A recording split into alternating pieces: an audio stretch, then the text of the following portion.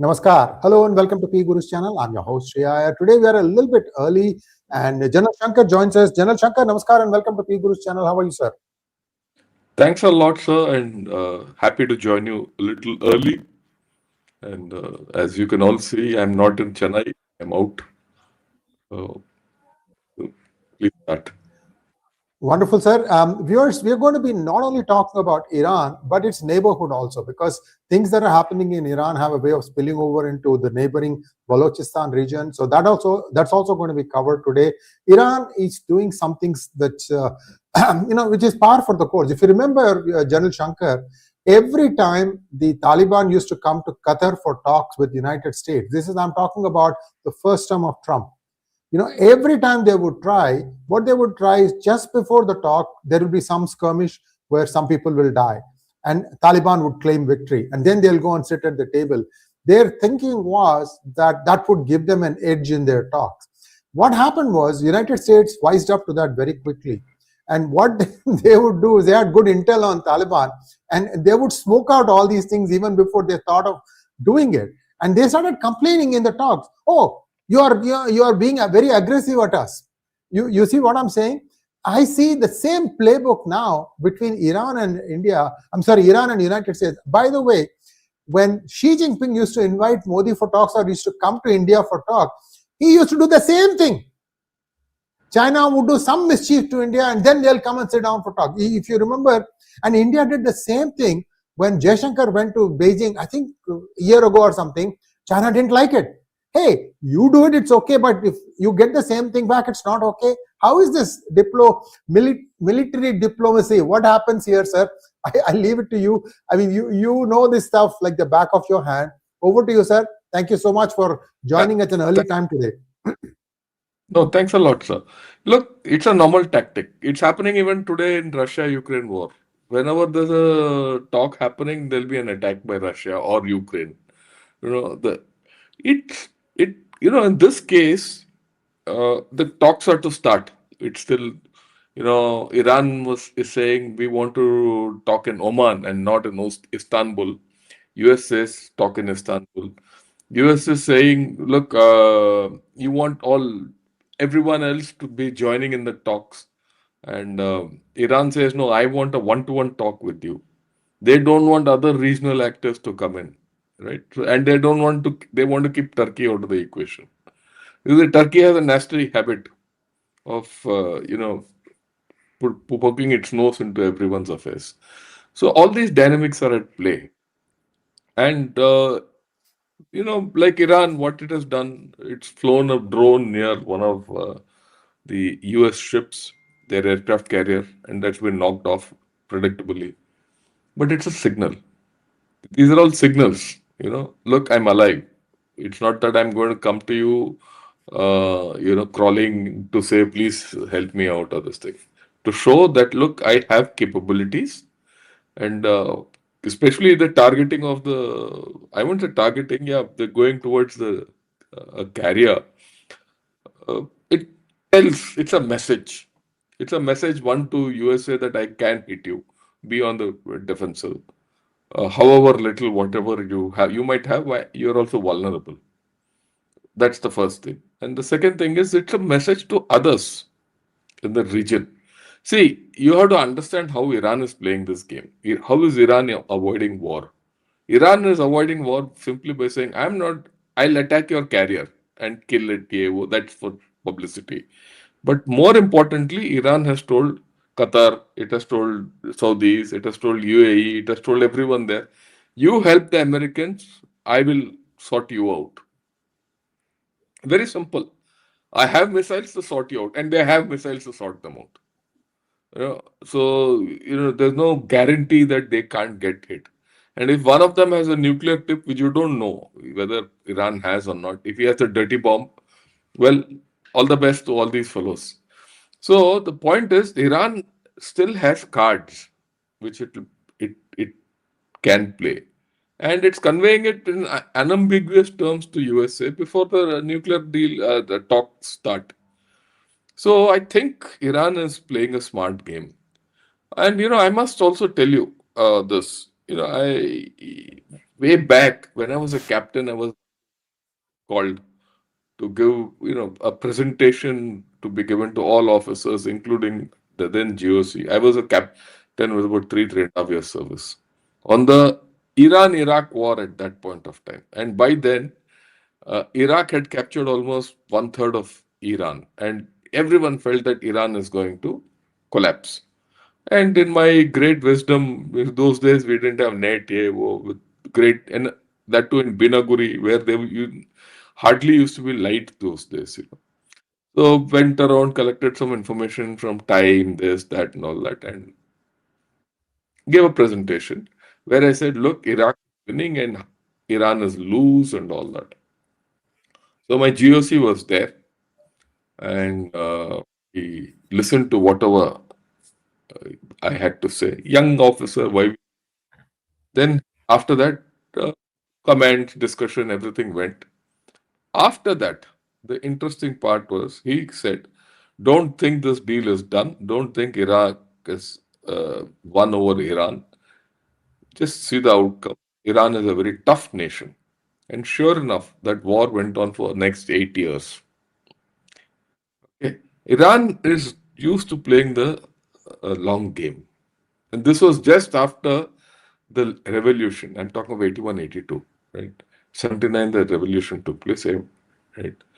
So just think a nation which has gone into a revolution, everything is shaken up. This Ayatollah Khomeini was there, and all that. Weak, yet it absorbed a war and continued it for 8 years. So Iran is a pretty tough nation. Let's not think it's going to keel over. So that is what I see today also. When I talk of Iran, I have that always in the back of my mind. So Iran is playing its toughness out, right? And so it will do that. I mean, it's part, that's the first part. The second part is by now Iran has realized that what Trump is aiming clearly. And that is why they've started talking on nuclear terms. Is look, I want to avoid war. I should talk nuclear with Trump. No problems. But I can't talk completely from being. I have to go on the front foot, and if not on the front foot, at least play from the crease. So I have to do something else. And they also see an opportunity here that if I can get a deal with Trump, my republic is saved, my rule is saved, okay, and I get oil onto the market. They also realize that China has let them down, Russia has also let them down. So both these things, all these issues are involved in what's happening there. And hence, they are okay for the talks. They're also okay for the talks. They're also doing this. So look at it from Iran. And, surprisingly, they are able to handle the bad economic situation. I checked up today morning. Earlier, it was $1, you could get 1.5 million riyal, gone to 1.6 almost. I mean, last 2, 3 days. It's not fallen. Economically, it's not stable. Iran is still not stable economically. So, if the second stage of instability comes in and the prices shoot up and all, then the ball game is completely different. Brute power, complete brute power. It doesn't matter who gets killed. So, Iran is in a mess. It's weak. It knows. There's an issue of regime survival. It knows that. They want to, uh, and I'm sure they have some of nuclear material somewhere stashed away, and they'll use it. So I think this sums up what Iran's strategy is. US at this point of time has to play along. Trump might look tough, but I wouldn't say been end played, but the fact is that Trump doesn't have a very strong hand unless he goes, kinetic, right? And he wants to get people on the table and out of the deal. And he's looking for a deal because he's now got the India deal in his pocket. Look at what Trump is doing. I mean, again, I say what's Trump's aim midterms. He's got Venezuela in his pocket. He's got Russia, India thing.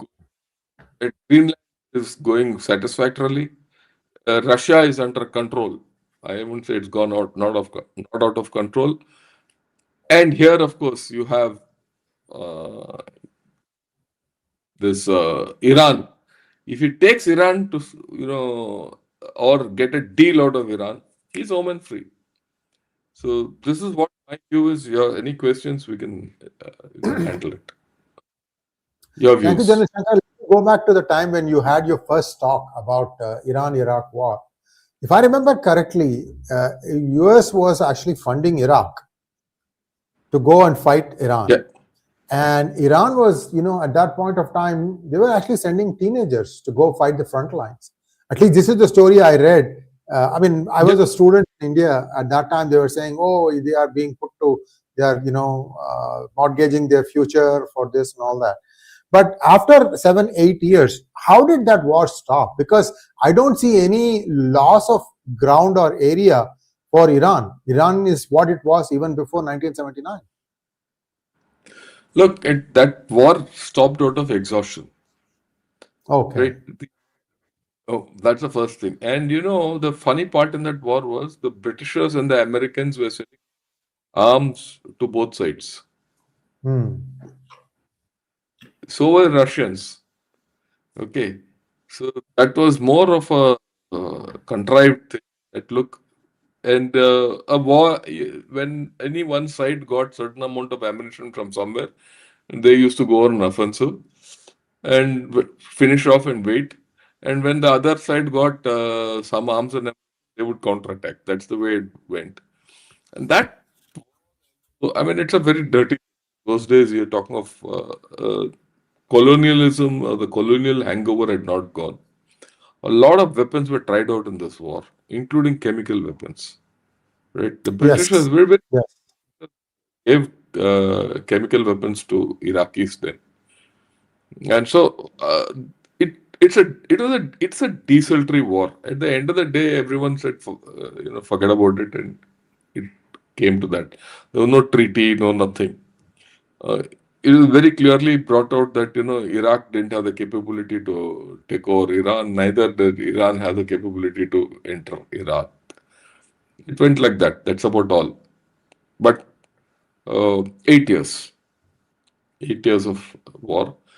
The interesting thing is, through this 8 years, the Islamic Republic firmed itself in. The IRGC has its roots there, and in those 8 years, he died. I think he died out of cancer or something like that. And Khamenei took over, and Khamenei made his mark to take Iran through that war. So that's the large overview of what it is. I'm going into all this because it's easy to talk of today's what's happening. One has to have a historical background to this whole story. And even more interesting, before this war, during the Shah's time, Iran and Israel were great friends. Oh yeah. Israel was one of the first countries to recognize Iran. Yeah. And Iran and Israel were thinking of a oil pipeline at that time around through the Red Sea route to Israel. Right. Okay. And at that time, there was a great Sunni Shia divide. All the Gulf countries didn't like Iran, and that is why. And Iraq itself, Iraq is a Shia country, Shia population. It was ruled by a Sunni elite of the Baath Party, and the Baath Party was transnational. It would spread. It had its roots in Syria. It had some influence in the peninsula also, the Arabian Peninsula also, definitely in Lebanon. So there are a lot of currents of that time, right? But then things have changed. We are where we are. Yours, all yours now. So let's take a look forward now. General Shankar, you and I discussed, I think, a couple of episodes back about Iran's black market for cheap refined petroleum. And I did some math and I actually put out a monologue showing the numbers. Sir, it's 5% of the market price. Whatever we are paying at the retail pump, Iranians are able to pump at 5%. That means there's a big room, 95%. I'll even say that they only take 25% of the cut, 25% of that malai, and the others are given to the distribution, like for example Afghanistan and Pakistan. The numbers start building up. The calculations are about 45 to 50 billion dollars a year. And this guy Fazlur Rahman, Maulana Fazlur Rahman, is called Maulana Diesel. We all know why. So what I'm trying to say is, if there is a deal made between US and Iran, if Iran needs to mainstream its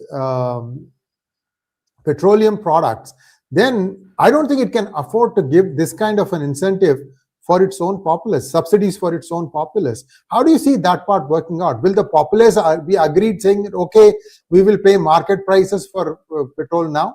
What do you think will happen? Nothing will happen. Iran is quite comfortable with what's happening at this point of time, right? This gives, see, why is Iran doing all this? The Iran is doing all this because that keeps, that border trade going. And if the border trade keeps going, they have links either side of Pakistan and into Afghanistan. It keeps the border stable, right? So I don't think Iran is going to bother too much about it. That's the first thing. And Iran is definitely not going to take the subsidy off, right? If they take the They're going to subsidy just off, pump more oil then. They're just going to pump more oil. yeah. They'll go pump. See, all this depends on how the trade, how the deal comes out. And if Iran oil comes into the market, what's going into Afghanistan and Balochistan is peanuts, right? So they'll get more money, which means they can subsidize even more. So I expect the subsidy, because you see, Iran's economy is not good. There's no question of taking any subsidy off. If the subsidy is taken off and the oil price goes up, or the petrol pump, the pump price goes up, whether it's diesel or petrol, the average Iranian will get hit, and then the whole thing will go into tailspin. So they'll not do. And look, please understand. All this is doing a great deal. Like I told you, it stabilizes the border. Why are they doing this, allowing this to happen? It stabilizes the border. That's the first thing. The second thing is, you see, this has a connection with Balochistan. I mean, there is a view that all ongoing in Balochistan could be, I wouldn't say funded, but supported by Iran. Iran might be playing an indirect hand by ensuring that the BLA is well kitted, everything, all that, and they're keeping Pakistan on the back foot in Balochistan. Because if Balochistan is unstable, USA doesn't get a foothold there. If USA doesn't get a foothold, US options to go into Iran are reduced. I mean, very simple. They From have the from its eastern border, yeah. eastern border. See, Pakistan has got the Samungli airbase, Shamsi, and Pasni, from where it, and these are all within good reach, easy reach of Iran from the east, right? And if Americans start operating from there, if tomorrow kinetic things happens, they need it. Now, if they have to operate from there, right? These bases have to be in safe places. It's just not that aircraft operating off a base. That base has to be recycled in terms of ammunition, stock, and all that. To some extent, something would have happened already.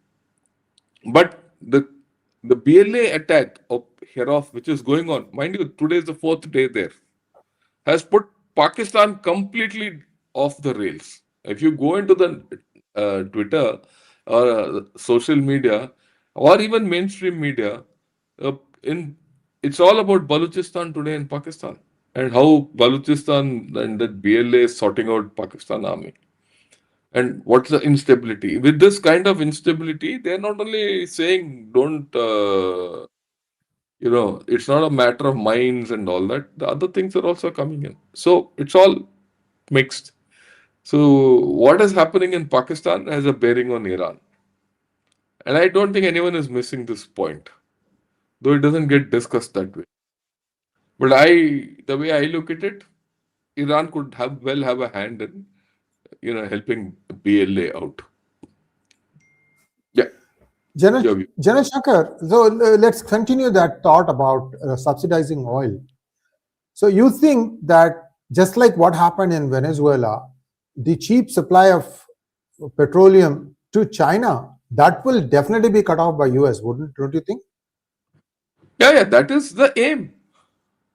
Okay, Look, well then let me just follow up with a question. Okay, you finish your thoughts, sir. I'll have the question after that. Sorry. see, no, I'm not this thing. The thing is, they're getting each liter, each barrel of oil at about, I think, not more than $30. Hmm. So Right. Russia is a whole story, right? That's how it is. Yeah, So and China is having a field day in this story. Yeah. So sir, if they stop giving oil to China, and US says, well, you need to buy for you need to pay for Iranian oil in US dollars. I mean, like what they've done in Venezuela. China needs to do something. I mean, it can't just like that take things lying down. It has invested a lot in Iran. Of course, one can make the argument that they give one third the price for the oil that Iran sells, and they sell. This is your words. They sell their arms and armaments for three times the price. Yeah, Um, they normal Chinese way. my question, sir, is: do you think, as part of this deal, America might even say, "Look, stop buying the stuff from China. We will give it to you." I don't think it will go to that level. I don't think US will ever give arms to Iran, but it will like to choke off Chinese oil, right? And China, it puts China under tremendous pressure. They have to now pay, and see, I people talk of Chinese arms and all. I have a different view. I must let me spend some time on. China might be selling arms. Those people who have no other way of, thing, they'll buy Chinese arms because it's cheap, right? It's still cheaper than you can buy from any other source. Okay, the Western source. So I don't think, and China has got no other way. If that goes, and China can't get cheap oil, China is at a discount. I mean, China itself is in a problem, and at this point of time, China can do very little. I keep saying, and in fact, tomorrow we can discuss this. In fact, if you say tomorrow morning we'll discuss the situation in China, the situation in Yeah, China is let's do critical. that. Yeah. It's critical. It's going very, very critical. I see from all the articles which are coming and the no the kind of uh, propaganda which is coming out of PLA daily and that this thing. The thing is, in China is highly unstable, and this instability will not go. It will not go in a hurry, right? So I think China has got very little cards to play. You see, we blow up China. Oh, China can do this, China can do that, and all. Yeah, it that's the story we've been all fed. That's the propaganda which is in our head. Okay, so we have to put China in its right slot. I mean, look at it from our point of view. I mean, look at it. I'll translate the Chinese situation into India.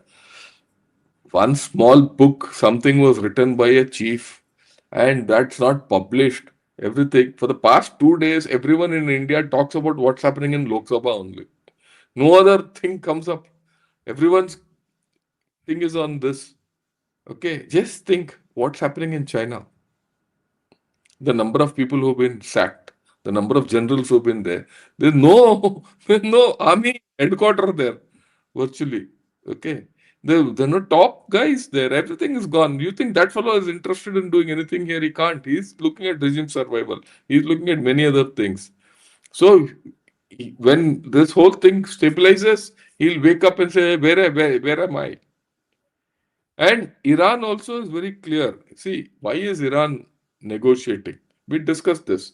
We discussed this 3, 4 days back. We said, will Russia or China come to Iran's assistance? That's what we discussed, isn't it? Yeah. Iran also knows nothing has come from them. Okay, so Iran has now said, okay, if I can't get help from anyone else, no one coming to my help, I have no choice but to deal with America, and I'll get the best deal out of them. So they're dealing, right? That's how it is. I don't think China can do anything in this whole story. I mean, that's the way I look at it. Your view on this, I'd like to see. Or you have any other view? No, sir, I think I agree with you that China's hands are really tied right now. And if this supply also stops to coming into China, then they are completely dependent on Russia for their oil. And I know for a fact the last time Russia and China tried to negotiate on which currency to buy the oil from Russia was, Putin wanted, this was before he went into Ukraine, Putin wanted euros and China wanted to give yuan. But then the Yuan. Ukraine war happened. Then Putin became more and more dependent on China. China went in and modernized all their production equip factories of weaponry and all that. They were still in Second World War, post Second World War technology. They pulled them kicking and screaming all the way to 2022, and that helped Russia. Initially, they faced a lot of reverses, but then they basically built them back, and that's all thanks to Chinese help. So today, where things stand is 90% of the trade between Russia and China is being done, 85%, I should say, with yuan, and about 12 to 13% with ruble. Remaining is dollar, 1 to 2% is dollar. So why I'm saying all this is Russia may think that it is not under China's umbrella, but reality tells us it's not so. Between those two, now we are also hearing the Syrian guy has gone and met with Putin in Russia. Russia wants to get back into Syria. So I don't know what exactly is the benefit, because you look at, just take 30 seconds here. Sykes-Picot agreement, where the Middle East was divided up between France and Britain. The British were very smart. They got less land but more oil. These guys got more land but no oil. Lebanon and Syria is what the French got. So why this is important is now Russia has the same feeling. Oh, look, these guys are just completely pushing us out of Middle East. We need to get back somewhere. So again, it is back to Syria. But long term, Russia's role in all this, how do you see that? That's what I wanted to ask you. Look, Russia will never give up anything in the Mediterranean. It needs a Mediterranean base. And you look at the Black Sea, you look at the Bosphorus. After all, that's a strait, isn't it? The Dardanelles and the Bosphorus. Right. So if Russia has to have a global footprint or a footprint outside, it needs the Black Sea fleet being able to go and get into Mediterranean. If the Black Sea fleet tomorrow is bottled in, right, it needs a base outside from where it can put pressure. It's existential for Russia to have a base in, and Syria is the ideal place, was the ideal place. And now they're shifted to Libya at this point of time. Though the Kemem air base in Syria is still in Russian hands, they have not been completely thrown out. But they are non-ops at this point. They try to get back. That's why you see Russia was very active days of in this entire area. After all, Russia got into Egypt. Egypt, after all, was completely arms by Russia, Russian system. Nasser. Go back. I'm now going to war and the 67 war.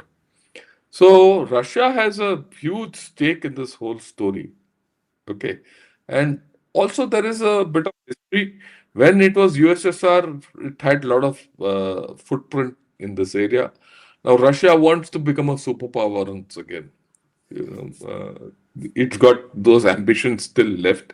They feel it's one of the great powers. It is a great power, but it economically it doesn't have heft. Military it's got, but otherwise.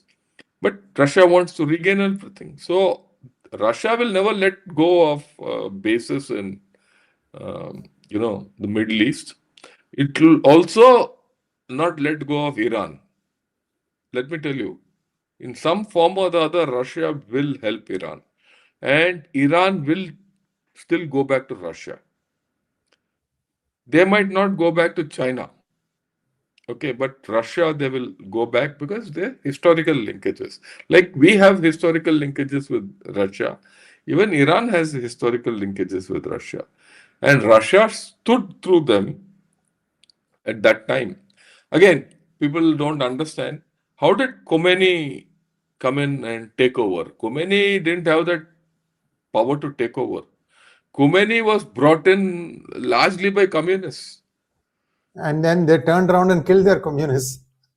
That's a look, that's a different story. The communists, so right? Who were these communists? The communists were the French communists. You see, France also has had bouts of socialism in its history. So, right? And the Americans. It suited the Americans to get Khomeini because and drive the Shah out because the Shah was becoming too independent.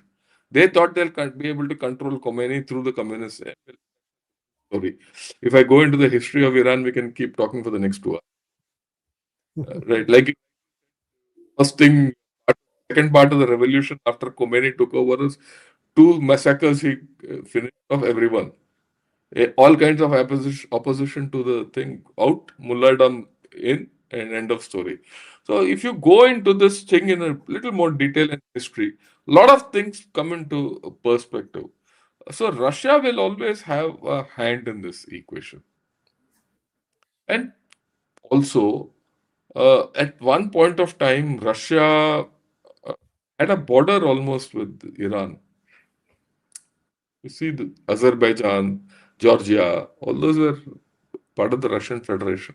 Yeah, Soviet Union, yeah.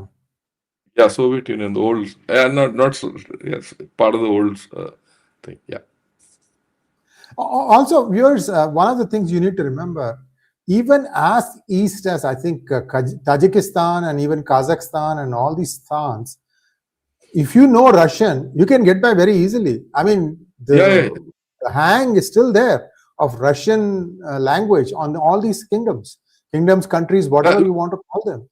I've been to this stance. Russia is uh, fully acceptable. In fact, most of the communications, everything are Moscow oriented. Most of the Yes, goods, yes. you go there, you want to get Russian chocolates, go to any of these stands. The supermarkets are still filled with Russian chocolates. I mean, I'm just giving you a lot of Russian items. And everything is in Russian. Everything is written in Russian. Yes, yes, yes. So, General, your voice sometimes is having a bit of drop. So, I'm just going to go straight to questions now. Let's just wrap Yeah, this thing up quickly before I, things start getting worse. Yeah. I'm on a weak internet today. I'm sorry because that's what Yeah, I yeah, yeah, have. yeah. No worries, sir. No worries, sir. Let's take the questions now. Viewers, no guarantee we'll be able to go through all the questions because we're going to try though. Quickly, first question, sir. Watched your recording with Mr. Helmer where you both discussed about ongoing India EU FTA not affecting Russia that much, but the US tariff reduction does. Thought, sir. No, it doesn't. It doesn't. You have to understand the trade with Russia is not much. The trade with Russia is only gone up only because of oil. I'd recommend, you go to Outlook today, Kiran, and there's an article by I Mr. read that Gurjeet Singh, article. Fantastic article. Yeah. classic article. He was our ambassador to West Germany, African Union, and Indonesia. He's a good friend of mine, and he's come on Ghana Shot many times. He's read this article. He explains how this balance India has got. India has told Russia, look, we're going to reduce. And Mr. Trump has said India will get off Russian oil, but it's well understood we cannot get off Russian oil fully. It's going to be a gradual process. Okay. So it's a gradual process. And what Trump has said, his tweet is for his audience. Let him say what he wants. Yeah. We will Yeah. get Russian oil down, like I said, we discussed this. We can go to Venezuela. I'm looking forward to a deal between USA and Iran so that we get Iran oil. I'm being very honest. This is my national interest. Okay. Because, before this entire sanctions on Iran and all, we were getting 40% of our oil was coming from Iran. And we Yeah, have good relations. our refineries are set up to refine that very Yeah. easily. Yeah. And not we have want Chabahar back. They go, right? And I think we'll be able to manage it. Yeah. Next question, again from Kiran. India-US potential deal, Iran being sorted out. Does this mean Ukraine will be sorted out? Russia wouldn't have agreed otherwise. EU silent for a while means Denmark, Greenland is sorted out. A lot of things, but it's both Look, basically US play. Yeah. a lot of things are happening.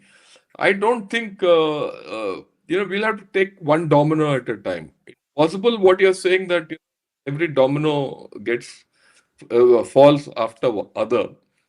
But I see something happening. I do hope the Russia-Ukraine war ends, right? Because that puts us in a safer position diplomatically. But then it really doesn't have much effect on us at this point of time. You see, Russia-Ukraine war ending means that Russian oil will somehow come into the open market. And we don't have to then, we're not obligated to Russia to buy their cheap oil through dark routes. So I think we'll see. Let's hope it ends. Right. And also remember, we need Ukrainian capability. Ukraine has got a lot of technology, a lot of our turbines, a lot of our engines for our ships, a lot of our replacements all used to come out of Ukraine. We used to, I mean, people don't know. We used to order a ship from Russia and tell them we want the Ukrainian engines. So we have a lot of access to grind in all this story. We hope that this thing finishes. Yeah. Aprameya wants to know, sir, will Trump give Iran regime an off-ramp to save their financial assets outside Iran? Yeah, Jai he Hind. will. If he gets a nuclear deal, he will. I'm looking at it that way. If he gets a nuclear deal, he will give an off ramp to Iran to come back into the market because that's how we can keep China out. Look, again, I keep saying, don't have a doubt about it. Trump's ultimate goal is China, and I've been Yeah. saying this, and I'm very clear about it and right about it. You're being proved every day, sir. There's no doubt about it. Also, remember, Aprameya, $1.2 billion is being brought in by the second son of Khamenei, who was supposed to be his successor. He has moved that money into Dubai and he has applied for Dubai citizenship. So Yeah. this is already happening, my friend. Thought Provocative wants to know, could the US be behind the Balochistan unrest to further squeeze China and cut it off from Gwadar? No, I don't think so. I don't think so. US won't let Balochistan go belly up. Like I told you, they need Balochistan air bases to do anything against Iran, right? But look, these things have a life of their own. Okay. BLA, I was expecting it about 2 months back. It happened 2 months later, whatever they did. But it's spectacular what has happened. I've done thing. Maybe even that we can discuss where it is going. Because the fourth day, I mean, today morning they were firing in Quetta and Noshki, two main cities of Balochistan. So Balochistan is at this point of time, Pakistan army. That fellow, that mullah is selling. Mullah Munir. I call him Mullah Munir. He's selling imaginary jet to imaginary armies. But his main problem is here. We could talk of it tomorrow. We'll see Yeah. what. Last question. Krishna Reddy wants to know your opinion on all the data centers coming to India. Are we ready for it? One is electricity. The second is water. All capitals of South India are heavy prone to water scarcity. Yeah, I agree with you. You see, as of now, who are the guys? I mean, let me think. Who are the guys who have these data centers? Reliance and Adani. And they have put it up in a place where there's enough water available. Okay, and for the data centers, you can always take water off the sea, refine it, and use it. So, Desalination plants. Yeah. yeah, desalination. So they would be okay at this point of time. But without that, there's no this thing, right? And electricity, the way to go forward for increasing your electricity is nuclear. We should have no doubt. Yes, yes, yes. And that And is how, that will be something that we'll. Yeah, go ahead, sir. Sorry, finish your thought. See, your and voice that is is, dropping. I never know when you're done and when you're not done. Over to you. yeah, sorry.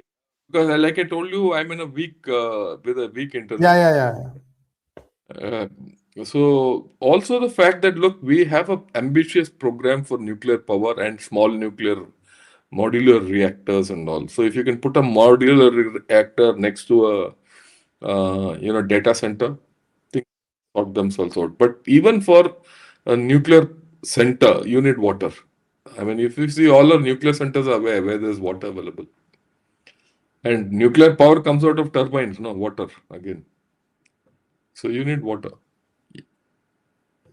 My personal opinion, Krishna Reddy, much of this water scarcity in the southern states, especially not so much in Telangana and Andhra Pradesh as much as in Bengaluru and Chennai, this can be solved. These people want to keep this thing boiling so that they can make a political issue out of it. It can be solved, absolutely can be solved. This is just posturing and what can I say? If you take pressure off of Kaveri by having desalination plants along the coast where Kaveri flows into the ocean and start pumping water back on the river, there is always a possibility you can do that. General Shankar, you and I, we've been in California. I mean, I live there, but you visited there. See, there is a north-south canal between Northern California and Southern California. When you drive on the That road on I-5, you will see that water is, it will go all the way up to LA. And that's a very steep climb. I think 8,000 feet it goes up, or 4,000 feet, I should say. And then it goes into the other side. My point in saying all this is the way that canal is built, viewers, is water can be pumped from Southern California to Northern California and vice versa. So there is no reason why India can't do something like this on Kaveri. Kaveri is a very gentle slope. no. Wait, before you this thing, these are lift systems. Lift Yeah, systems. If you right. say from right from Hossainiwala in Punjab, we've got water down to Barmer, right? And at one place through the desert, we've lifted the water. Barmer, it's called the BLC, Barmer Lift Canal. There are various stages where it's lifted. So we know that we have the technology. We have the technology for it. So, There are other. so they don't want to solve this problem. They don't want to solve this problem. That's it. And one time, one chief minister wants to solve it, then this goes away. So stay tuned, guys. I mean, nothing should be scarce in this land of plenty. Sir. No, I don't think Tamil Nadu you can solve the problem so easily. Because having lived in Tamil Nadu my entire life and seen how things have grown and water management has been done, uh, I think they've done a good job. Because I live in it. I've seen how things have changed, right? Uh, the thing is, Tamil Nadu has only that much water. And water, the first preference for water is for the farmers, especially the Tanjavur down below, Kaveri where belt. that's the people. So if they don't give water there, then what you're saying is feasible. But fundamentally, the water is because water is there you get only during rainy season, and Tamil Nadu is in a rain shadow, and the rainy season is erratic, and so there are no reservoirs where you can store this water. So there are other issues. We'll not get into that. Okay. Well, there were reservoirs, there were canals, and water management was No, there. In I, 17th century. No, hear me out. Hear me out. The British broke it up. They nationalized water no, first, and that has not been undone. I agree with you, but like I told you, I've lived in this state my entire life. I've read this. I've gone through times when we didn't have water in our house to drink also. right? Tough times. And I must tell you this, there came a day, one day in the morning when we woke up, there was no water in my house. So I still remember my children were small. My mother said, "Look, son, there's no water for anyone, including the children." So me and my wife took a few, pots. In Tamil, you call kodam, you know, and went in my. I had a Fiat car then. I took 4 kodams in my Fiat car, went around the city. Finally, at one place, I got a hand pump. My wife and I stood in a line in a slum in a hand pump and got 4 kodams of water back home. We've gone through that. And from then to now, a lot of things have changed, a lot of things have been done. But there's always scope for improvement. The problem of Tamil Nadu is it doesn't have water source. And you don't have reservoirs. The reservoirs only that many can be created and not more. And the Britishers, incidentally, we've spoken of a thing called Telugu Ganga about 20 years back. Right. The Telugu water from Krishna River down to Chennai and beyond. The fundamental roots of this whole thing was laid out by the Britishers. The Britishers had this thing called the Buckingham Canal. The Buckingham Canal was actually to get water from Krishna to Chennai. Then, right, part of the Buckingham Canal is still operative and it's there. It's now a drain for Chennai. It's a storm drain for Chennai. But we get it through, and this thing got stuck in Rayalaseema district of Andhra Pradesh, or in that area. That's how there were problems, and that canal could never come through. It's not as if people didn't try. People have tried, but there are limitations, natural limitations. And that Even Polavaram, that was like not long ago, 10, 15 years ago, was supposed to connect from Godavari to Krishna to Penna to Chennai. It was along the coast. No, I don't feasible. I mean, even this thing which I'm talking, Krishna, to this thing was along the coast only. Well, that's a different story. The Polavaram thing is, the Andhra story. We'll not get that. Well, thank you so much, sir. Yeah. We can talk about water all day long. We've all been, I've lived in Chennai. I've also pumped my share of water. We had a pump in our own house in Nungambakam. And you almost, first thing you learned was how to pump. Water was never a given. Thank you so much, sir. We'll see you again tomorrow. Good Morning India will continue tomorrow. Thank you so much. Yeah, we'll do good. Yeah, thanks a lot.